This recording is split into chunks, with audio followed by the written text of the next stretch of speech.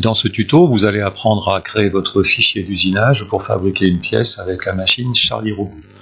Depuis SolidWorks et depuis votre fichier de pièces, vous allez créer une mise en plan.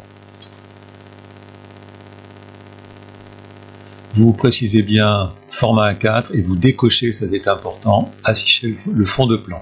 On valide avec OK. Vous faites ensuite glisser sur cette feuille la vue de face, à peu près au milieu de la feuille. Vous validez avec la coche verte.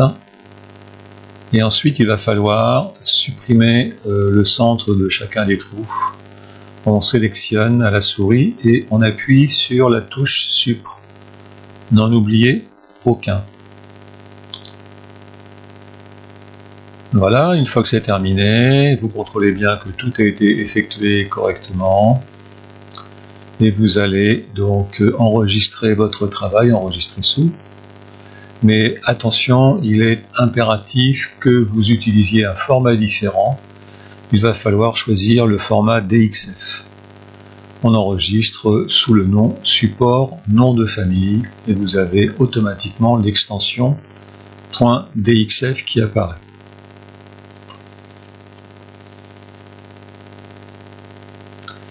Voilà, donc on attend que l'enregistrement se fasse.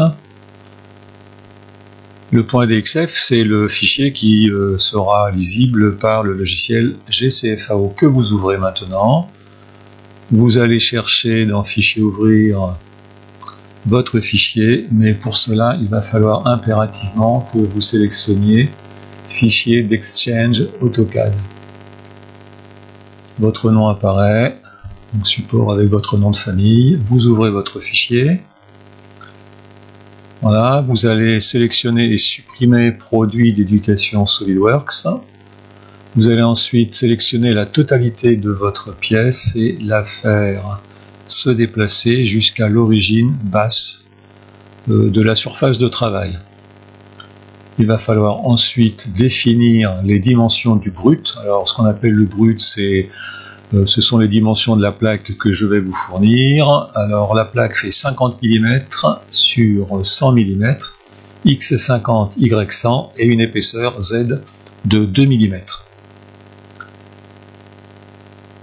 Bien, donc voici votre pièce que vous allez devoir usiner. Pour cela, on passe en mode FAO, fabrication assistée par ordinateur. Vous contrôlez bien que les dimensions du brut sont correctes. Et ensuite, vous allez sélectionner chaque forme que vous voulez découper.